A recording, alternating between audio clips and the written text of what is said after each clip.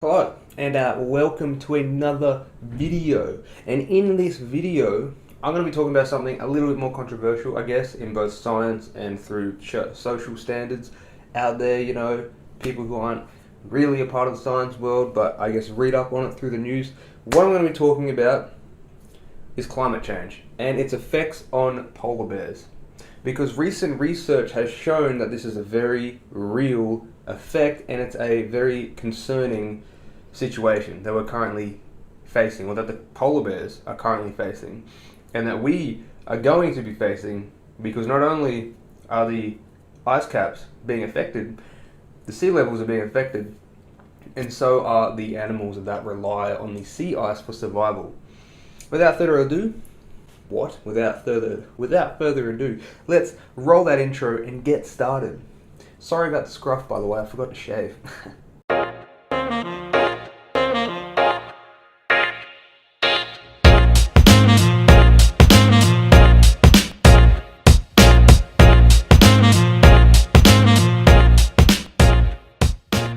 So what's happening? Well, as a result of global declining sea ice, polar bears are being seen to spend more time on land than they did in previous years from the 1990s. A study in Washington has illustrated that polar bears in Baffin Bay are thinning as a result of declining sea ice and increase in sea levels. If you're unsure at the moment, polar bears are considered the poster boys for climate change. Why? Because they're the first things affected by increasing global temperatures, because sea ice will melt, the one thing they rely on to get their food. The researching team utilized satellite tracking and visual monitoring of polar bears from the 1990s up until present day. What they discovered was that a lot of these polar bears are thinning. You're probably wondering, okay, if they use that, why are they only using it in Baffin Bay? Why not test it in several different areas? This is because in Baffin Bay they are able to identify polar bears' seasonal dependence of sea ice over time, because in Baffin Bay they go for their seasonal retreat, I guess you could say. They go into this area as sea ice melts. It completely melts during the summer. They go to hibernate. They usually rely on their fat stores for the winter to come and the sea ice to recover. They've got this cycle. It's a perfect cycle, okay? What's happening is that in this cycle, you've got the sea ice melting faster than usual, so they go into their retreat at an earlier date. Once there, they then rely on their fat stores until the winter comes. The winter doesn't come until later. The seasons are changing because the temperatures are increasing. The sea ice is not coming back as fast as what it did. You put two and two together, they're not able to, I guess you'd say, get the food that they require, so they are thinning, which means they're losing their reproductive cycle because they don't have the energy to reproduce. So once these bears are on land, as I've stated, they do not hunt. They hibernate, rely on fat stores, don't get their food. They're thinning. The research has shown that the body conditioning of polar bears works in conjunction with the loss of sea ice. As sea ice melts faster, the polar bears are on land longer, they thin over time. You hear this theory, correlation doesn't equal causation, or causation doesn't equal correlation, right? In a sense, correct. In a sense, it's correct. I mean, you've got the theory of as soon as pirates stopped existing, climate change became a thing. That's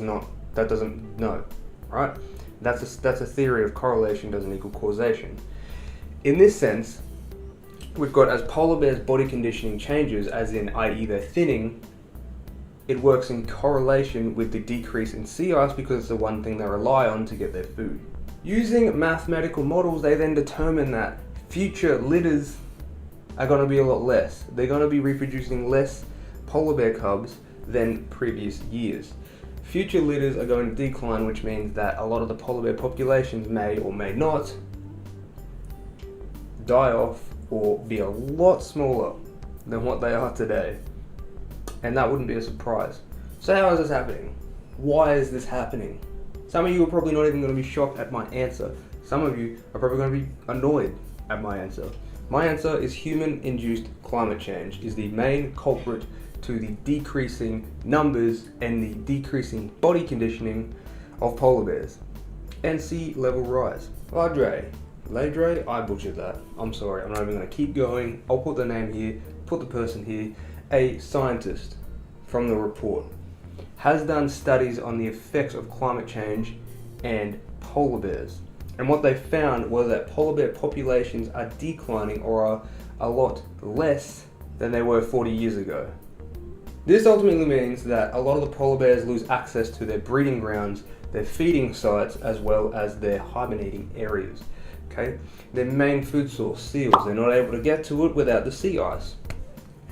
Several studies have also concluded or deduced that polar bear populations are decreasing by 40% from 2001 to 2010, from 1,500 population to a 900 population. An analysis published in the journal The Cryosphere identified that sea ice breakup and sea ice recovery or freeze up is changing globally, meaning that the freeze up period and the melting period are happening faster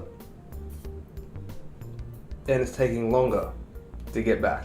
Anders Lieberman, a lead author to this paper, has coined the term Antarctica factor.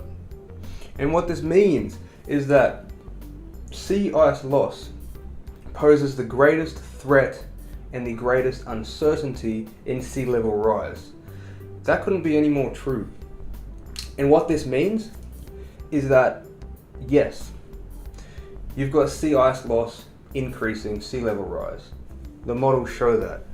But what the models don't show is that there's a lot of uncertainty in the fact that how much of this is being produced and how far into the future can we predict this, and are we going to be talking about thermal expansion? Are we going to be talking about the amount of water, fresh water that's being reduced? Are we talking about the above or the below? There's a lot. Okay, there's a lot of uncertainty. What they deduced through all of this is that if we continue to do our business as usual, I guess you could say, continue emitting the amount of emissions that we're emitting, we could see an increase in sea level rise from 6 centimeters to 58 centimeters in the next century. Whereas if we decrease or mitigate the amount of greenhouse that we are collectively pumping into the atmosphere, we are not going to stop it, but we are going to mitigate the amount of sea level rise we will see down to 4 centimeters to 35 centimeters. The thing here is that there's large uncertainties in the model between the sea ice as well as the sea level rise. We know that. But what is apparent is that there's a lot happening that we can definitely control. We can't stop because it's too far gone. But what we can do is we can mitigate the amount that or the effects that we're having on the environment. Alright? We could pose solutions towards this effect. What are these solutions? You're probably wondering. Decrease the amount of coal we are burning. Decrease the amount of fossil fuels we are burning. Decrease the amount of CO2 being pumped into the atmosphere from large corporations. Decrease the carbon emissions we're pumping from vehicles. All of this is collectively having an effect on the environment and on sea ice. And it's not only going to affect us, it's going to affect every single animal that relies on these environments for survival. Solutions? None. Mitigation factors? Plenty. And that's that. That's another video done, finished, dusted. I hope you liked that video. Polar bears are definitely being affected. The studies show that body conditioning is a correlation towards the decreasing sea ice and the overall increase in sea level, spending more time on land, not getting enough food, using up their fat stores and thinning, therefore litters are not being produced as much as they should be. I hope you guys liked that video. Very nice, very quick, very snappy. I quite like these 2 weeks. Gets a lot of information in there. I'll chuck the stuff down below so you guys can check it out for yourselves. Make sure you educate, don't eradicate. check out Cape Clasp, great organisation. 15% of all proceedings go towards any organisation that they are working with. Alright? This is a great white clasp. 15% of those proceedings go towards the Atlantic Great White Ocean Conservancy. Great organisation, awesome people. Make sure you hit that link down below. I will see you guys next week for another, or not next week, in 2 weeks time, because we're doing 2 weeks now. I'll see you guys in 2 weeks on a Wednesday for another video. You guys stay safe, enjoy the rest of your week, and stay classy, I guess.